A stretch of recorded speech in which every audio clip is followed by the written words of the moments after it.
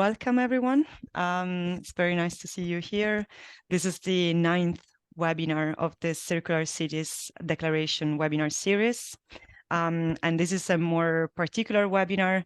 It's going to be facilitated by Zero Waste Europe. And we are trying a little bit different format for this webinar compared to the other ones. So yeah, and the topic is going to be on bio-waste. And yeah, without further ado, I'm gonna kick off very quickly the welcoming and then hand it over for the presentations to Jack. So a few housekeeping. I mean, as usual with these webinars, we encourage you to, first of all, change your name in Zoom. You can do it by going to your video video thing and basically renaming yourself, and you can add the organization that you're from. So for you to know, this webinar is being recorded, and then the recording is going to be uploaded on the CCD website. We ask you to stay muted while others are speaking, but in the Q&A you can unmute yourself to ask questions, or you feel free to put them in the chat. And for any questions, feel free to write in the chat or email me or my colleagues, Erika and Ashling. So the agenda of this webinar.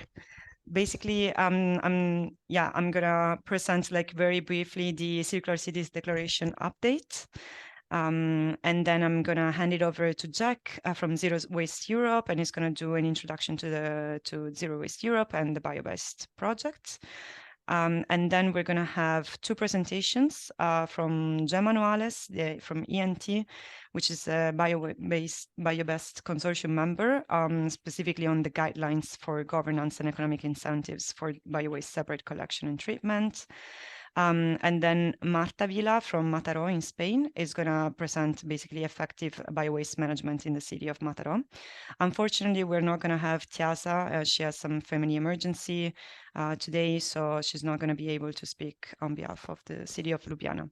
But hopefully we will get her slides afterwards and we can share them with you. And this will leave us a little bit more time for the breakout discussion, which is usually the core of these webinars. We would like you to interact as much as possible.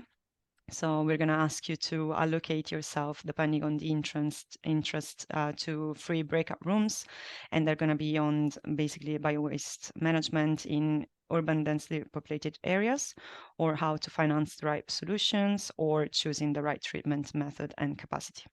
Then in the end, Jack is going to provide a summary and further ways to stay connected, and I'm going to do a brief outlook on future activities for the CCD signatories. So as an update of the declaration, we have two new members since last webinar, which was in June. So Vitoria-Gasteiz and Izmir have joined the declaration. And as you might have seen, Vitoria-Gasteiz also spoke at the European Conference for Sustainable Cities and Towns. So which brings me to the updates. We're going to have basically the ICLEI has worked together with the Ellen MacArthur Foundation and the City of Amsterdam on an open letter from this Circular Cities Frontrunner group that has been recently shared to all members of the European Parliament. And this open letters openly advocates for circular economy as a way to boost European competitiveness in line with the Draghi's latest report. So feel free to reach out if you would like to openly support this letter. You also should have received some further information, and there's a news on our website. And then another piece of news, we recently had a CCD session at the European Conference of Sustainable Cities and Towns in Aalborg, where we had the support partners, Ellen MacArthur Foundation, Circular Economy, and the European Investment Bank, as well as the signatories Turku, Malmo, and Vitoria-Gasteiz, talk about how can cities support the transition to circularity to support sustainable urban development. And there were very interesting outcomes from this session. I invite you to check the news article. I'm going to put it in the chat briefly. But it's basically like, in summary, it was advocated that the cities are at the forefront of the circular transition, but there needs to be support integrated from all departments and close monitoring for this to happen. Yes, so this as a short update. Now I'm gonna leave the floor to Jack for the introduction and scene setting, as well as the other presenters for the rest of the webinar. Yeah, thanks so much, Chiara, for that and for the opportunity to organize this webinar. It's a pleasure to be here. We're one of the supporting partners of CCD. This is our first kind of main interaction. So it's a pleasure to meet you all. Thank you for taking the time to join us this afternoon. My name is Jack McQuibben. I'm the head of implementation at Zero Waste Europe, which means coordinating all of the work that we do across Europe to support cities and businesses to implement zero waste strategies. And I'm here with my colleague Manon from Zero Waste Europe, who will help with the facilitation group alongside colleagues from ENT as well. But I'll speak about that a bit more in a second. So very briefly, Zero Waste Europe, we're based in Brussels. We're a team of 23, but we're a network of organizations. We have members in 35 members in 29 countries across Europe now. And this is particularly important looking at the implementation side of things, because at Zero Waste Europe, we promote, showcase, and help build frontrunners as best practices, but it's through our members that we provide day-to-day mentoring and support to help guide cities to implement the right policies and to find the right levels of financing. And this is really how we sort of help drive and accelerate the transition. We have a Zero Waste Cities certification as well that kind of provides the framework for what we believe a Zero Waste City is. But we also work with municipalities on specific projects on singular topics, such as biowaste. But Zero Waste Europe as a whole, being based in Brussels, we look at this first pillar. We obviously advocate for ambitious waste legislation coming from the EU down. We help build a movement to align on shared goals and values and help build understanding, education, and confidence to help local members and national organizations support their municipalities and businesses in the right way. And of course, most relevant for us today is the implementation of zero waste solutions. So the bottom-up approach to combine with the top-down approach. We have a network of nearly 500 cities now who we supported for over a decade. So a lot of understanding and expertise. And this is just a very quick sort of overview of that network. So we really want to help turn municipalities who are interested in becoming zero waste or wanting to implement zero waste strategies into them becoming sort of best in class, shall we say, the gold standard of zero waste. So with the certification, we work with just over 50 municipalities now who've committed, who are either certified or on the way to becoming certified. So this candidate title. And as I just mentioned, we also have specific projects. So you'll see at the top left here, RSVP and Eric, and also Biobest that I'll speak about, and Gemma will also speak about during the project, that looks at singular topics. So RSVP looks at takeaway reusable packaging, where we work with cities such as Berlin, Barcelona, Rotterdam, Paris, and Ghent and Leuven in Belgium.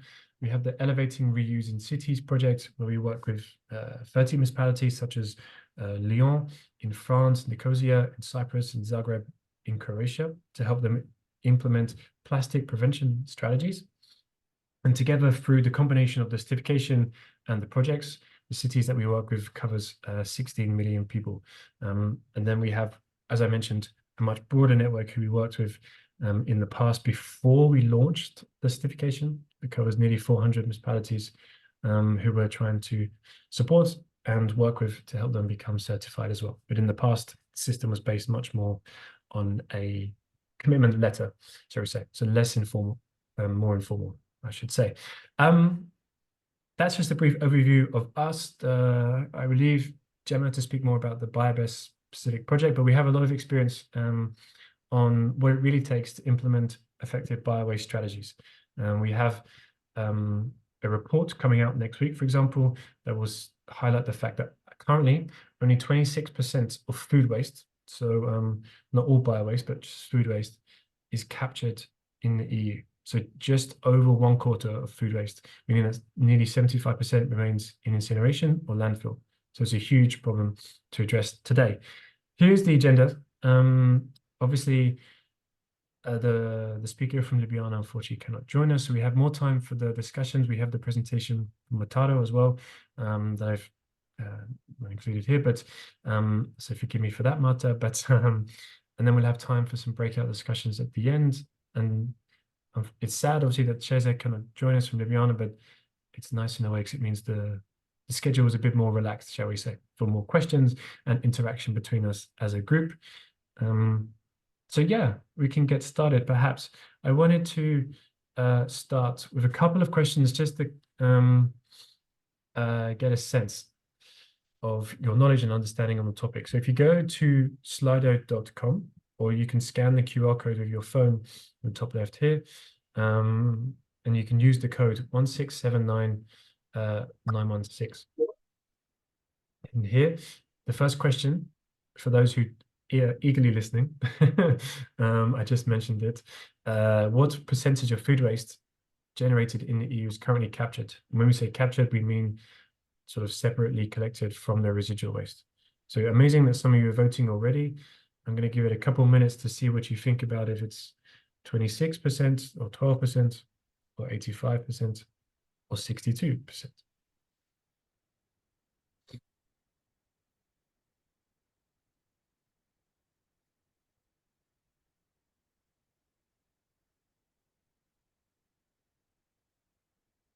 So I see a lot of people voting. That's wonderful. Thank you.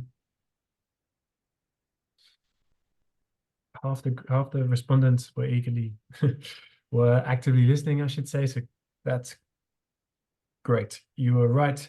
57% say 26% of the food waste generated is captured. Yes, as I mentioned, 1/4, which is a astoundingly low figure when you consider the positive impacts of capturing food waste in terms of reducing methane from landfills, importantly, but reducing the volume of waste as a whole, of residual waste that's often incinerated or landfill, as I mentioned, the cost savings that would come with that as well for municipalities.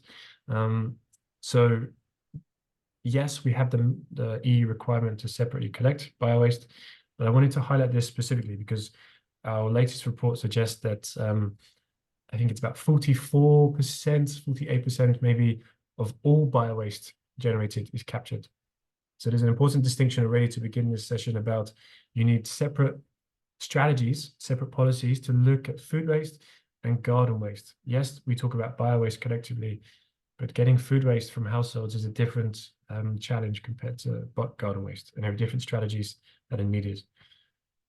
If you go to the next slide, hopefully, there's another question that I'd like to ask.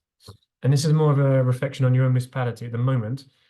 Is the separate collection of food waste mandatory for all households in your municipality? By mandatory, I mean, are the households required to separate their food waste? Again, not talking about bio waste, but food waste.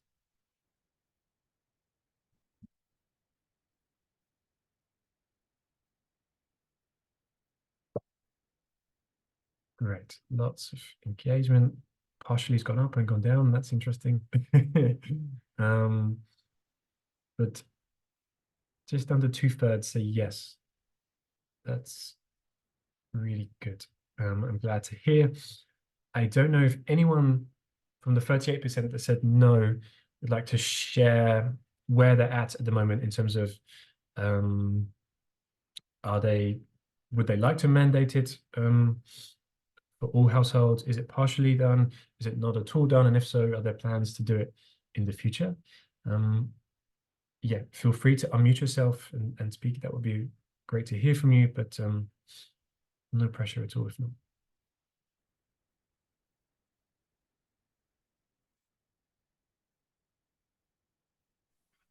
Hi, I'm Erika from Italy. I live in Freiburg, and I know, for example, that in Freiburg, can you hear me better? No. Yes. Yeah. In the historical center, there is no capacity to collect separately the food waste. So I know that actually, I mean, as a city is pretty advanced in waste separation, but for example, in the city center, it's not yet implemented.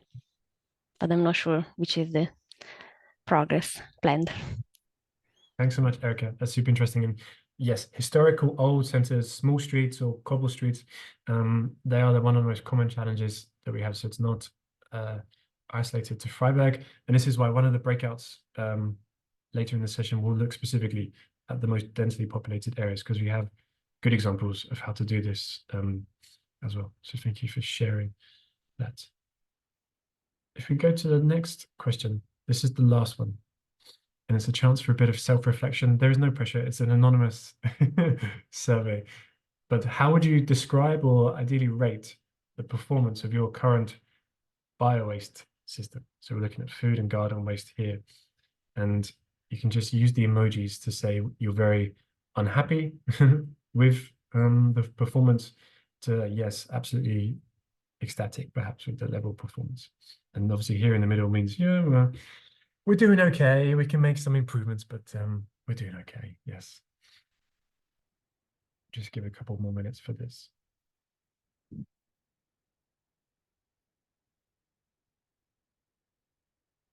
And in the meantime, I would, again, maybe like to open the floor to hear from anyone who has filled out the response, perhaps for the unhappy face, the not terrible, but not good description. And maybe you'd want to share why you would rate your current bio-waste system with this category.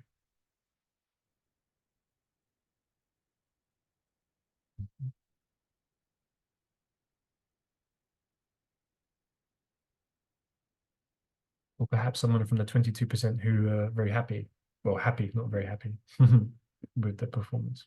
If you have anything to share, we'd love to hear from you, but of course, no pressure. Hello, everyone. So this is Francisco from the city of Guimarães here in Portugal. I selected the happy face, not the super happy face, but the happy face because actually the current situation here in Portugal is that from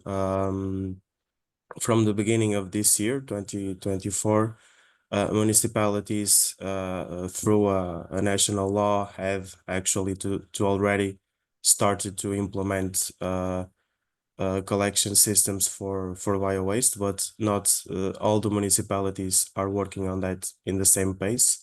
And the city of Guimarães is being in the forefront of that, and we already started implementing a strategy to recover the bio-waste. Also aligning with that strategy, we have some mechanisms in place in terms of financial incentives. So it would be interesting to then be able to discuss that with you. But I believe that our situation is better because we are already working on that in comparison with other municipalities. So yeah, we believe that our performance, although we are not yet full satisfied with what we are doing, but we know that we are in the right path to promote this. Yeah. Brilliant. Thank you. Thanks so much, Francisco. Thanks for sharing. And yeah, great to hear from you. I know Guimarães is doing a lot of really positive stuff in Portugal. So yeah, I think this is a really good sort of scene setter in terms of, you mentioned there the challenges at the national level, the fact that often the legislative context is not the most supportive sometimes. Financially, it's still cheaper in most countries to let bio-waste go to landfill or incineration rather than to set up performing systems. So of course, and what we're doing is Zero Waste Europe, but importantly, what we're doing in the Biobest project more so is to prepare sort of key recommendations that we've seen from across Europe for the EU, and that really includes stronger legislation about targets in terms of, yes, municipalities now are required to separately collect bio-waste, but that can be complied with simply putting one large bin on the street that ticks the box, but it won't deliver very good performance. So more needs to be done to encourage and help obviously make it cheaper, or at least the same price as incineration or landfill. So that's it. I'm going to stop sharing my screen now. Thank you for participating in the Slido. I'm going to hand over to our first speaker, who's Gemma Najales from Fundació ENT in Barcelona.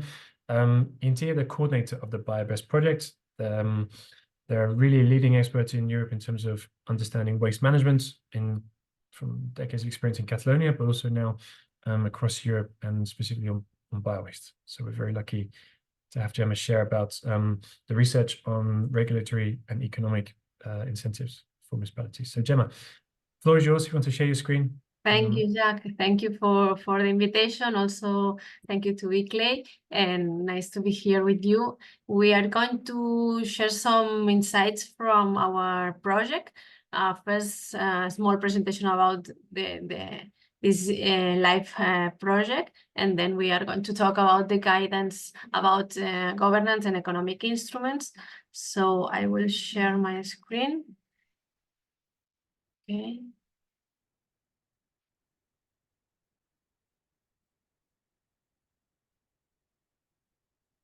Okay, it's okay, everything on the screen? Yes. Okay, thank you for the confirmation. So the Live Biobest project, it's a live project. It's a preparatory project that is focused on to address these legislative and policy priorities. And we have a specific objective that we have to provide this EU guidance and standardization regarding the biowaste management to close the cycle of this flow, to return to soils in terms of enriched soils, but also in terms of healthy soils. So it's important to have this vision of the project in terms of the closing the cycle. Okay, so it's a 2.5-year project that started in January 23, and the goal of the preparatory project is in the framework of nature and biodiversity. The consortium includes Foundation N, that is a private foundation located in Barcelona, and also ECN, European Compost Network, Zero Waste Europe, ECR Plus, and finally CIC, the Italian Composting Association. The main objective of this EU project, LIFE project, are the following. We want to identify and validate the current best practices and management instruments in the framework of biowaste management. We also need or should establish different KPIs to monitor the performance and the results. As mentioned before, we want to consolidate and validate the strategies and policies because they are needed now. They are needed because we have the obligation to start with the separate collection of biowaste. So we want to propose these targets and propose requirements for the proper biowaste management. In the framework of the project, one of the main focus is on the involvement of stakeholders, the networking activities, and the dissemination of the results and documents and outputs of the project. So we organize a lot of events, and we collaborate with other entities in different webinars and activities to disseminate these outputs. And finally, as mentioned, we have this approach of the organic waste as a cross-cutting issue and linked to soil health that is a priority in the framework of the European Union, but also is linked to other policies, green energy, farm to fork strategy, and so on. So we have an important fraction, waste flow, that it's related to other topics.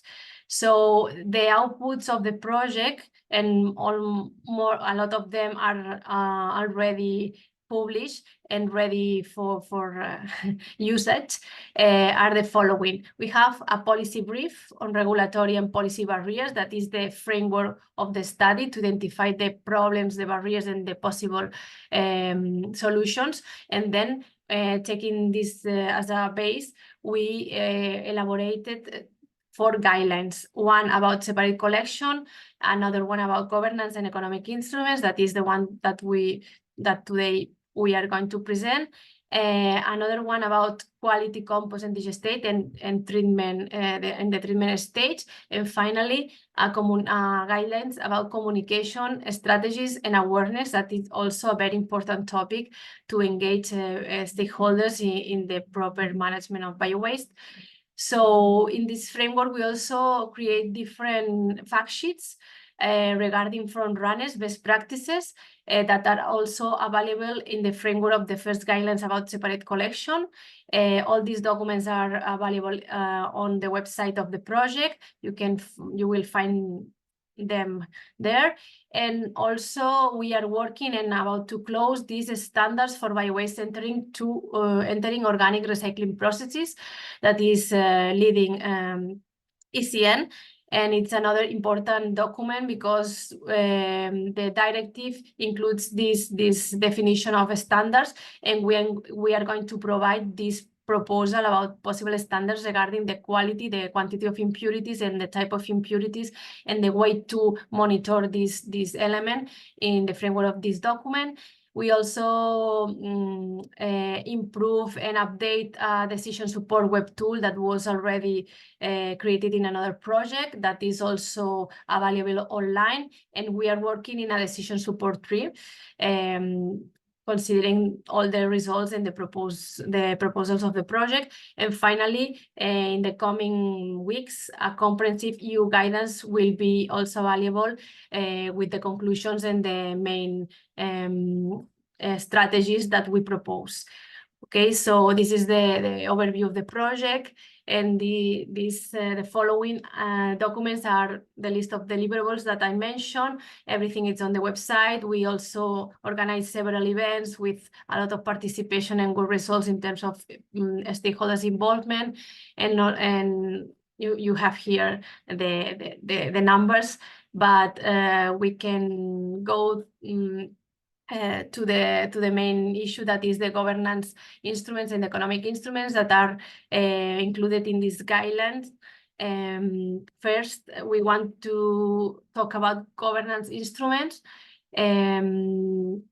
We should talk about waste management, not only regarding the technical part, the collection and treatment facilities and services.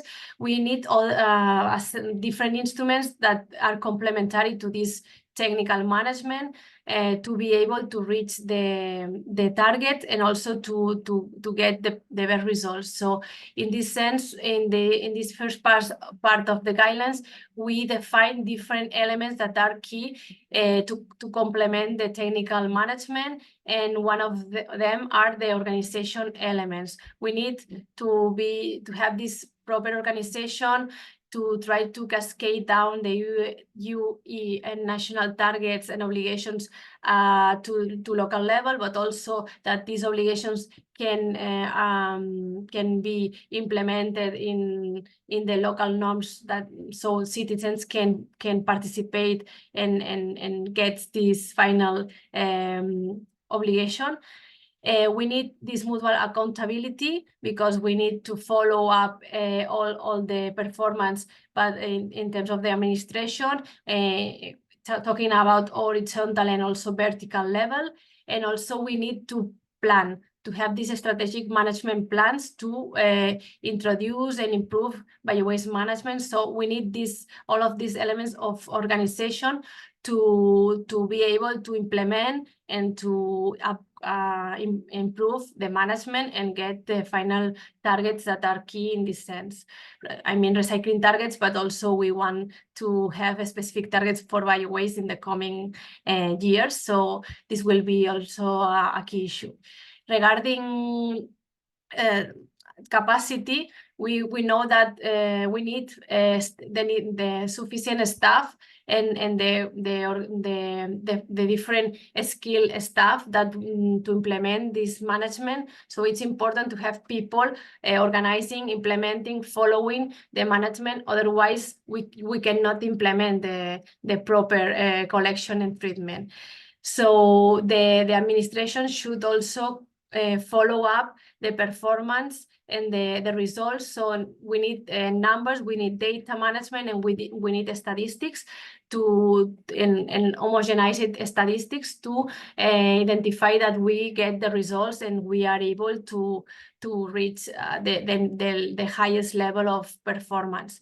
And finally, we need money. We need this financial solvency and funds to implement the facilities, to start with the collection, and also to be able to provide the services at local level. So it's important that we include all of these elements in our management scheme.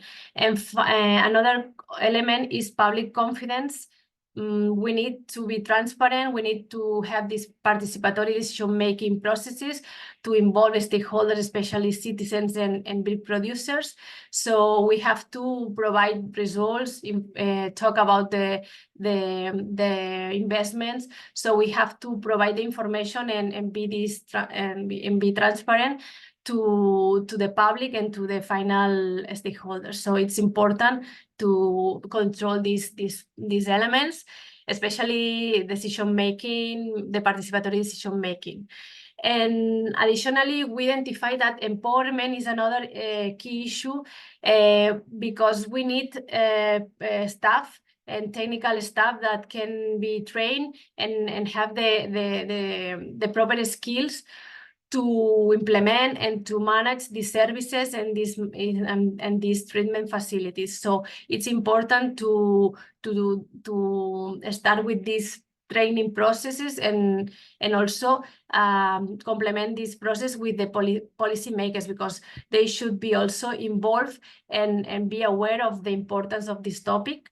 Additionally, at the local level, and talking about users, we have domestic and commercial users and producers, biowaste producers. We need to develop campaigns, implementation campaigns, but also we need to have continuous communication services to involve them, to assess them, and to provide this information and this return of the results, and also to solve any doubt that they would have in terms of separation at source and participation in the model. So these two elements are key in terms of empowerment. And finally, as mentioned, data management is also an issue sometimes in terms of waste management, because we need to collect data, the needed data, talking about these key performance indicators.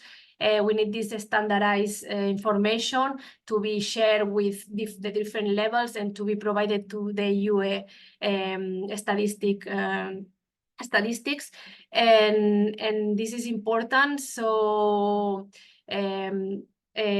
nowadays this is a problem in some cases, because by waste management we found that there is a lack of this information in some countries, and not quality information. So this is an issue that we have to work on in the coming months and years.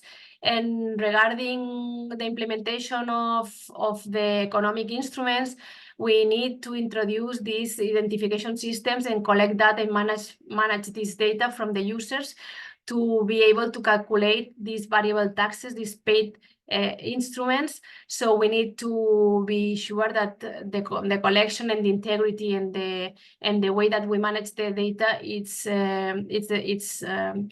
the best to guarantee the quality, and also to comply with the data protection regulations.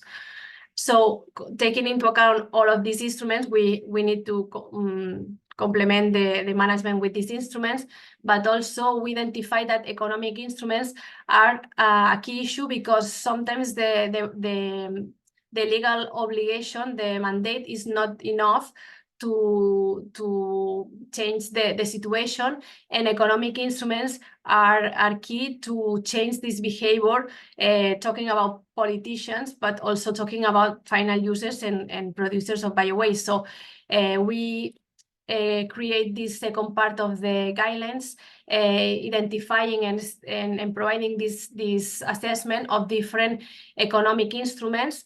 We identified some of them that revenue generating. And then in this group, we include final disposal taxes, landfill and incinerator.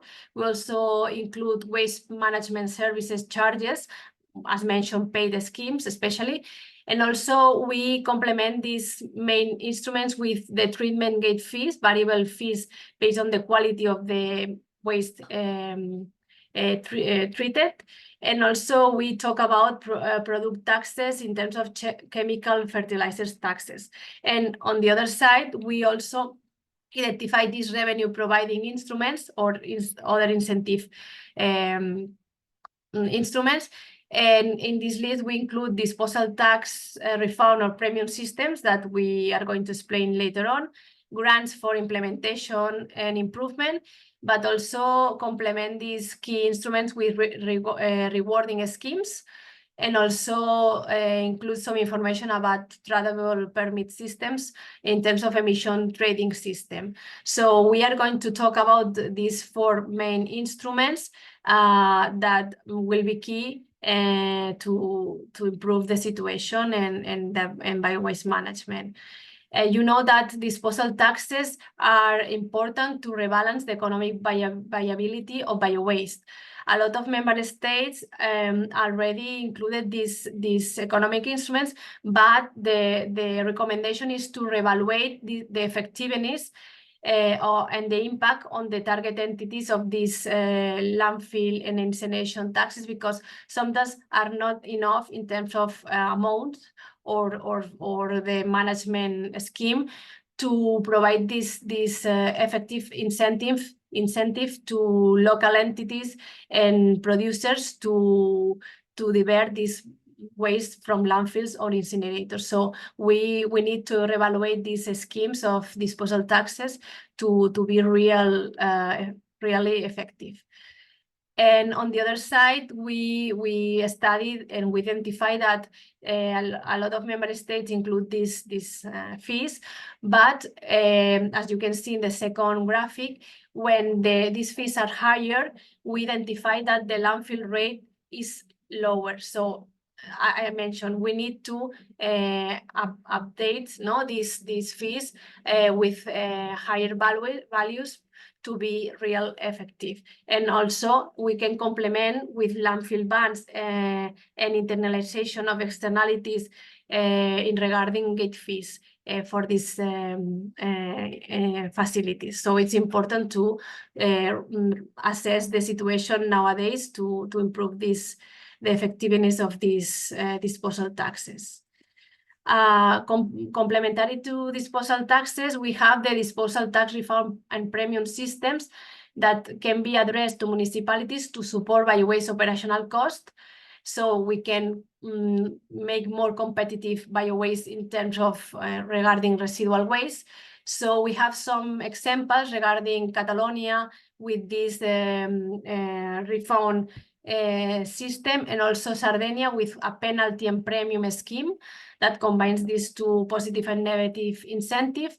And we propose this to include these disposal tax refunds schemes that can be calculated based on the quantity and the quality of bio-waste collected and treated, but also we can use the general separation results to decide the possibility of the return. And we can use other parameters of performance regarding municipalities. So there are different ways to design these schemes, but it's important to implement these schemes when we have this landfill and incineration tax, because this can guarantee the better performance of municipalities and the real diversion of these bio-waste from landfills. We have here a figure coming from Catalonia, but we adapted more or less the scheme. So you can see that with the money that we collect in the framework of the landfill tax, we return this money to local entities in terms of the quality and quantity of biowaste management. So the municipalities started to improve this collection and especially to introduce this collection. That is another important issue, to start with the management and to invest start with the initial investments. Additionally, as mentioned at local level, another instrument is the variable charges. You know that normally we use the paid schemes, pay as you throw schemes. There are different types of schemes applied to smart closed containers or door-to-door schemes with payment per volume, per weight, payment per bag, and so on. So we can define different strategies, and depending on the country, there are different schemes applied. But we need to know that they are key to make this local participation more effective in terms of biowaste collection, and we also can be able to introduce safe as you throw schemes that are a positive incentive, applying bonuses per number of deliveries regarding biowaste fraction, for instance, or also for other recycling fractions. So we can design this scheme in different ways, but it's important to introduce these taxes that covers all the cost of the manager, but also with this variable part that can provide this incentive to final users. In this sense, we have to include ID identification schemes and also guarantee the quality of the information and also data protection. So this is the complementary advices that we have. And finally, the last key instrument that we identified is these grants provided for biowaste collection and implementation, and also to implement or improve facilities. So to start the management and to start with this investment, we need this economic help that grants can provide. So we can say that regional member states or also the European Union should be able to help with these economic flows, to introduce biowaste management, to improve the existing collection models, for instance, including identification systems, to implement or update facilities, because without facilities we cannot collect, or we don't have the final destination of biowaste collected. We also can invest in pilot projects and innovation. That is also important, especially talking about apartments and density areas, for instance. And also to close the cycle is important to provide this help to produce and apply quality compost. So one of the conclusions of our document is that the specifications and the destinations of the funds, it's an important issue to be addressed, and we should explain the effective models and also the eligible and complementary activities that can be granted, but especially thinking about those issues that can result in a high level performance. We don't want to pay for levels with low results. So it's important to be sure about which type of projects we are granting. So in this sense, we have the example of Catalonia, that each year provides some kind of economic help to local authorities to implement biowaste collection, home composting, campaigns, and so on. So this can make the difference to start with this management and to improve the management in terms of evolution and higher results. So that's all from my side. Hope that can be interesting for you, and you can find all the documents from our project in the website, and we are open to give you additional information and resolve any doubt. Amazing. Thanks so much, Gemma. There's such a wealth of knowledge and insightful guidance in the document you shared. So thank you for that. We have a bit of time to open the floor. If people have questions for Gemma, feel free to speak up. open floor, or type your question in the chat if you prefer. Right. Maybe one question, Gemma, to get us started. Yes. We see many municipalities come to us and would say, we'd love to raise the landfill tax, but we're worried about it resulting in higher costs for the citizen. And I don't know if the studies you did or experiences you have showcase if that is true, or if there are other ways to increase the gate fees for landfill incineration without sort of passing those costs on to citizens. Mm-hmm. Yeah, in terms of a situation without these economic instruments, yes, the introduction of new collection schemes, especially bio-waste, but other fractions we can find the same, can be we can have higher cost. But in these schemes, when you have these effective landfill taxes with these return refund systems, then the bio-waste becomes competitive with residual waste. That's the issue. So the important part of the management, these complementary instruments are really key, because otherwise, without these instruments and also the proper governance elements, bio-waste can be we are penalizing bio-waste because normally residual waste is cheaper.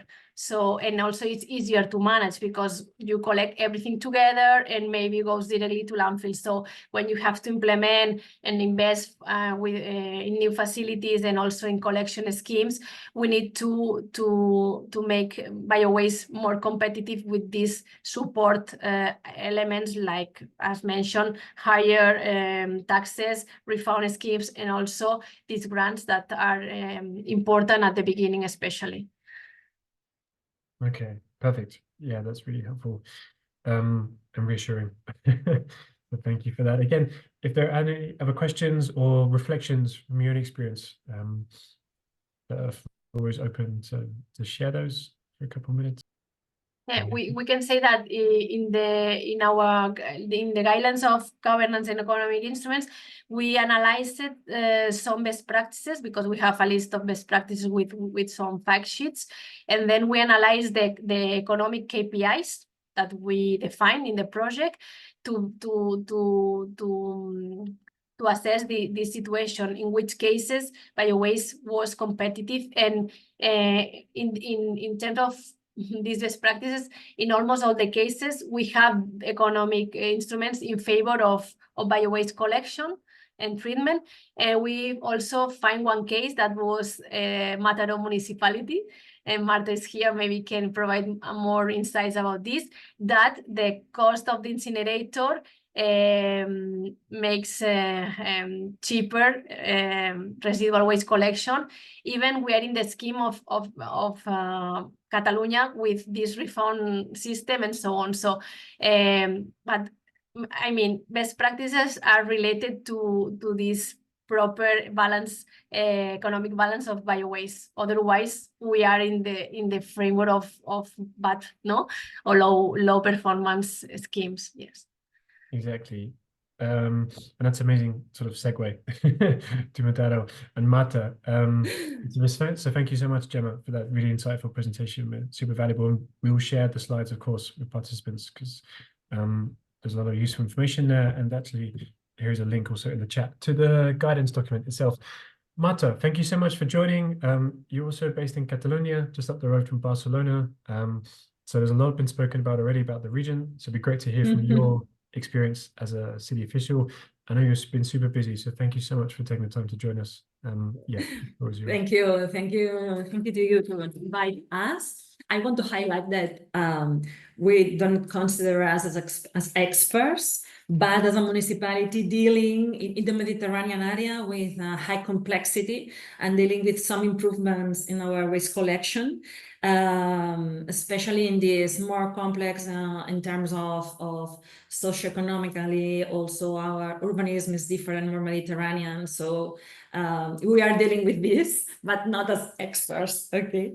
And second thing, just for you, Jack, that we have just approved our second zero waste plan, and one action is to get the zero waste certification. So we will talk. We will talk. And also for Kiara, that we have a very interesting circular economy strategy. I think, if I'm not wrong, that we are the only one city in Spain with this approved strategy. And so we are also on our way to join the Circular Cities Declaration with Inedit. We are managing everything with Inedit, so we will talk with you also. Okay, let me share the presentation. Can you see it? If yes, I manage, I want to see you if I can. Well, doesn't matter. Okay, just to introduce. No. To introduce the city, we are a county capital. We are a small medium city, but we are the county capital. We have had high growth during the last decade, and as I just said, we have an urban and socio-economical diversity.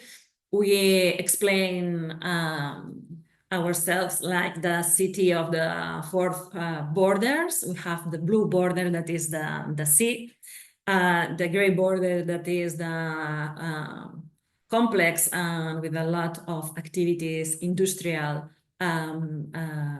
part, and also the brown border with the forest, and a small agricultural land that would be the green border. We are convinced that cities must play a leading role. We are the highest resource consumers, the cities. So we are the highest waste producers. We have the highest emissions also, but we also have talent in the cities. We have wealth generation. We have the opportunities for innovation and for collaboration. And it's interesting to have like the Geminos that I like a lot, you know, the puzzle similarity, you know, that we have to put everything together, all the instrument, all the tools together to reach this highest performance possible, because it's an opportunity that the cities have to lead. And I mean, in terms of governance tools, on taxation, on applying technical solutions, and also applying the correct legal framework. In terms of separate collection, we are now transitioning from the open road containers collection to a diversity of schemes, of collection models, depending on the kind of users of the system, the kind of producers, the commercial, domestic, industrial, and so on, and depending also the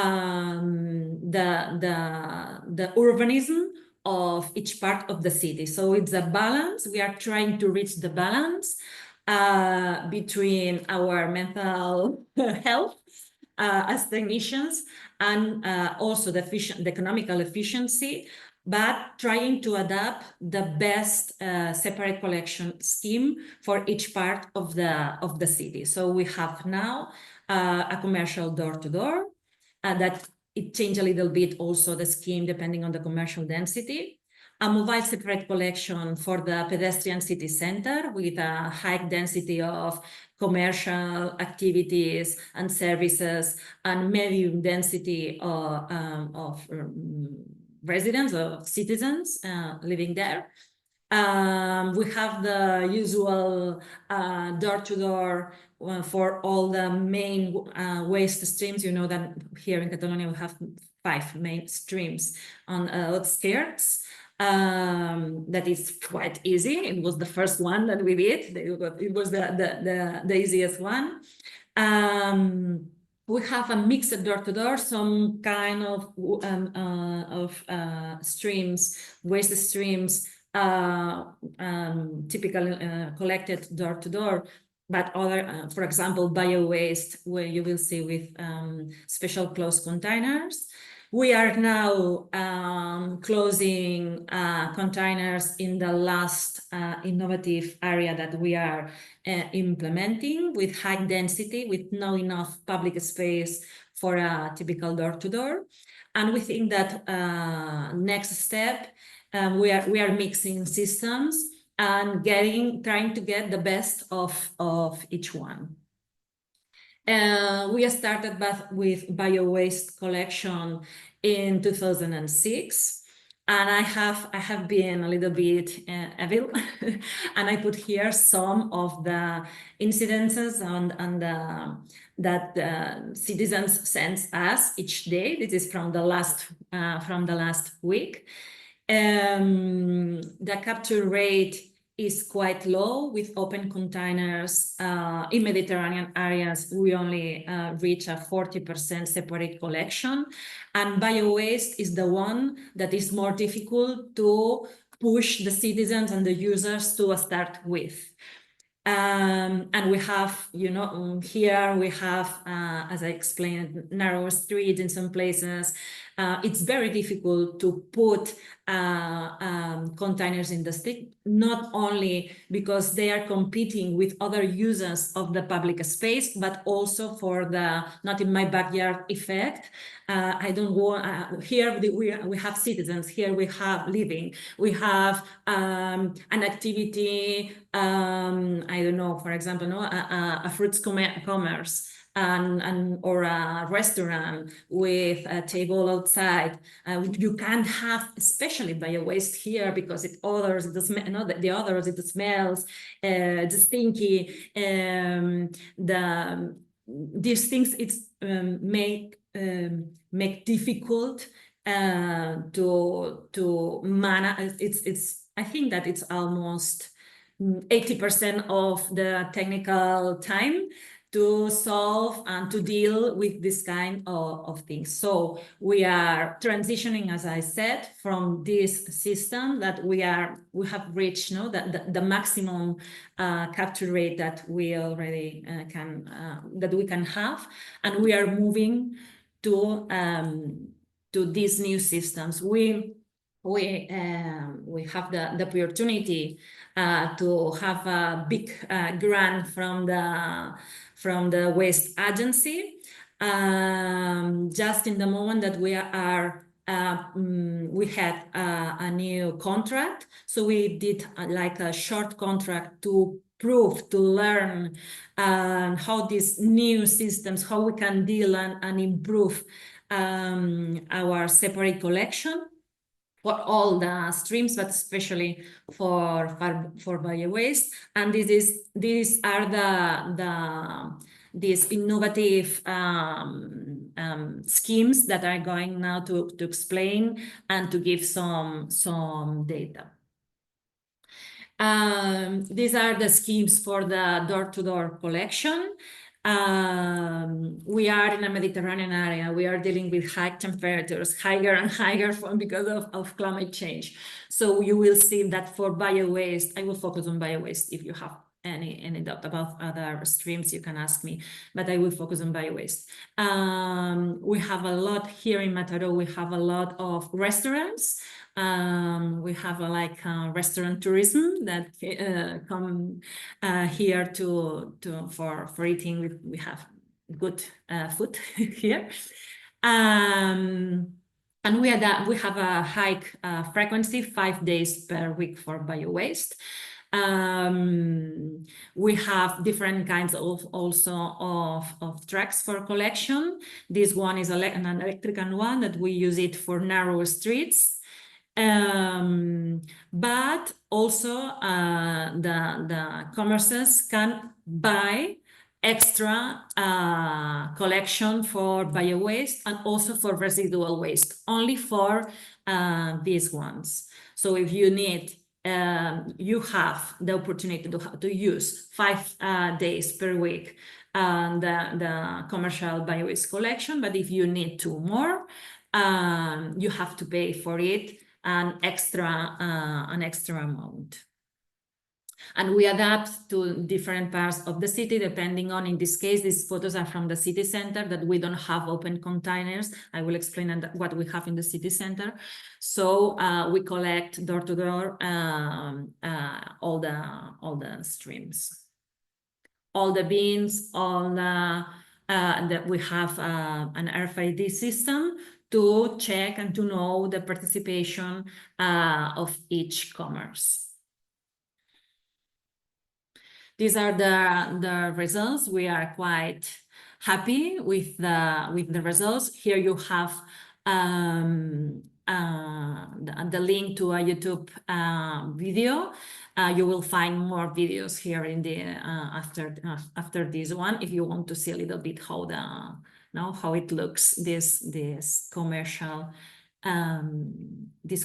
collection. I insist just in the thing that we have a high density of commerces in the city center, with a high use of the public space. So it had been like some problems with dealing with I don't want to see the waste because I'm walking through the center, and I don't want to see the waste, but we are dealing with them with the participation, I will explain, process to understand waste, and also us to adapt the time that we are collecting.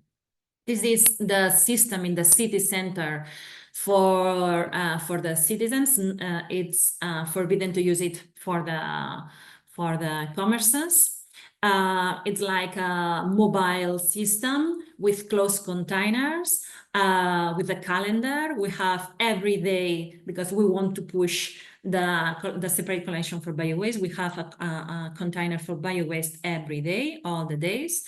Also, because of the volume generated, we have the container every day for like packaging, and then the other containers, all of them are closed, and you have to identify to open it, depending on the day, for paper and cardboard, for residual waste, or for glass. And the last one depends on for reusable items, or for nappies and things like that, depending on if we have residual waste or not collection. This is the area where we put these mobile platforms with these closed containers. And we have now 12 areas, and we put it in the afternoon and put off in the morning. And we have these electrical tracks to put it every afternoon and put out every morning. Well, this is the typical identification system. And just to explain that we have tracked also the abandoned bags that we have. Open it and try to make some awareness about this. We also have done a lot of characterizations of the quality of the waste collected, but we have low participation because it's like a round area, and it's quite easy to walk and go outside of the area and put the bags in the open containers that are out of this area. And this is the thing that we have to manage. This is the typical, this is the door-to-door collection outskirts. It's the typical one with bins for all the waste streams. And it is more interesting. It's the adaptation, we said the mixed door-to-door collection, that we used these closed bins for community collection, but outside it's a typical community door-to-door collection, but we have a closed being outside the building, because we don't have space inside, and we don't have the culture of putting the community containers inside or outside. So for bio-waste and for glass, we have these closed containers that belongs to one community, to one building. And it's working quite well. The participation is high. We are just reaching the first year, and it's working quite well. Just to explain that, I explained like the technical part of the waste scheme, that we have done a lot of participation meetings with the users of each scheme when they decide not the waste scheme, because we are going to do, the fear to the change, that you have to manage, the change. But deciding things like the frequency, or especially for bio-waste, the frequency or the calendar or the things like that. And also now, this is the first year, and I have been busy this morning because of this. We have a tax that takes into account the participation on bio-waste and light packaging. These are the main indicators: bio-waste and light packaging. You pay more if you don't participate in a bio-waste collection or light packaging collection enough. We have like three different amounts. You participate a lot. We don't know exactly what you do with your waste, or you never participate with in this collection. And we try to push especially bio-waste collection also through this tool. I have here some results. In my presentation, you have also the lessons learned also on what we are dealing now with.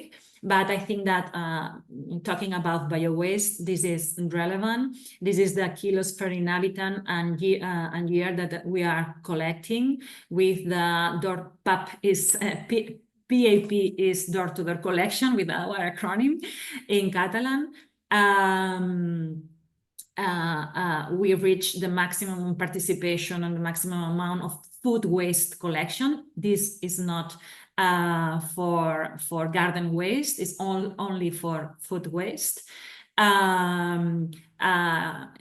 Almost 100 kilos per inhabitant and year is quite high here. It's a high participation with door-to-door outskirts, but also with inside the city. So we are quite happy with this. And also only with the commercial scheme, we are now collecting. We are around 30% of the commerces are now with door-to-door collection.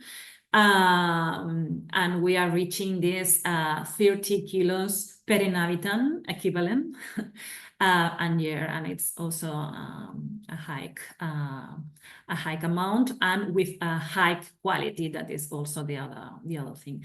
If you are okay, I will left here, but I have also other results in the presentation that you can consult after. Yeah, thank you so much, Marta. So sorry to interrupt. I think No, don't worry. I know that I talk a lot. No. It's all very valuable and interesting stuff. So please don't apologize. Yes, thank you so much for sharing, and it's really interesting. We all, as I said, the PowerPoint slides will be shared afterwards, so you can digest the information in your own time. But perhaps we go to a bit of a discussion about in the breakout rooms, a bit later than planned, but that's okay. There will be 3 breakout topics. Chiara has very helpfully, I think, set these already. So what you will need to do is just choose which breakout room you want to have a discussion with. They'll each be facilitated. The first one is about choosing the right system in densely populated areas. So what do you do in tight, small streets and with many buildings that have multi-apartments in? The second breakout room will look at how do you finance the right solutions. And then the third breakout room would be how do you choose the right treatment method and capacity? So looking at composting, anaerobic digestion, biogas, those kind of topics as well. Feel free, to assign yourself. We'll have, I think, maybe just under 50 minutes now. We'll go to 26, 27 past the hour, and then come back very quickly for a wrap up. So, stop sharing my screen. And I think, Chiara, we can join the breakout rooms. Is that right? Yes, this should be launched. So you should have a pop-up window on your screen. Feel free to join whatever breakout room most interests you. And I'll see you back in the plenary in 50 minutes. There's going to be a 60 seconds counter towards the end. Okay, everyone is back, I think, or no? There are a few more. So the breakout rooms are closed, so everyone should be back. Okay, we have running out of time. I hope it was interesting. We will share a summary of the sort of discussions in the follow-up email. But I just wanted to close with this before handing over to Chiara about the Biobest project that we mentioned. We have a supportive technical assistance free of charge to municipalities. So we have many experts within the project who can able and willing to sit down with you as a municipality to understand the situation and help co-create solutions. So it's available on the website, the link to sign up and register interest in this. So feel free to. The webpage of resources, the publications I shared before, you have the link there too. There's a host of very interesting and useful stuff, not only on the governance and economics that Gemma presented on, but on how to communicate with citizens, the best models for separate collection. We as Zero Waste Europe and Biobest especially have more webinars and workshops to look out for, so you can sign up to the newsletter for the project. And as I mentioned, and as Marta mentioned about Matarò, we have a Zero Waste Europe, we have a city certification, who are, for those who might want to take the next step as well, there is a link that you can find out more. We'd be happy to support with that. So sorry about the rushed ending. Chiara, I'll hand back to you to formally close, but thank you for the opportunity to host. Thank you to the speakers as well. Thank you, Jack. Like, this has been very interesting webinar. And thank you everyone for participating and staying a few minutes more, like just to summarize and to give like a little bit of outlook on future activities. For you to know, like, this is a reminder. We have a contacts file for the Circular Cities Declaration. So please feel free to, we're going to share the link. Feel free to go there and edit your contact information in case there is like anything that we would need to know for the mailing list. Like if you have new colleagues that would like to join, like, and to be in touch on the activities from the CCD. So, well, thank you very much, Jack, for the facilitation of this webinar. We're really looking forward to Zero Waste Europe also facilitating the next webinar, the next CCD webinar that is going to be on packaging reuse sometime in the first quarter of 2025. Sorry for the typo here. Then, as another piece of information, the next CCD newsletter is going to be sent out tomorrow. And it will contain also like the links that I've listed below, which are basically like some events upcoming from Circular Cities Declaration support partners. So there is Enea is organizing a session in Italian on site at the Ecomondo conference in Rimini on the 6th of November. There is going to be on city regeneration, circularity and health. So for our Italian signatories, feel free to join that if you can. Then there's going to be the CCRI CSO coordination support workshop in Brussels on the 13th of November, and connected to that as a side event, the OECD is going to organize on the 12th of November in Brussels a launch of the circular economy scans in 2 cities in Norway and Berlin in Germany. And there is going to be also an upcoming webinar from the project Circular Biocarbon on the 4th of December, which is going to be online, and we will organize that. So all these links are going to be shared in the newsletter tomorrow, but of course, we will also share with you the slides from today and the recording, so you can access them there as well. Yeah, so this is it. Thank you very much again for joining. We hope that you found this useful, and feel free to send feedback through the feedback form that we will share in the follow-up email. And yes, that's it. Thank you to all the speakers. and Jack, and see you soon for the next webinar. Thank you very much. Thank you. Thanks so Bye. much, everyone. Bye bye.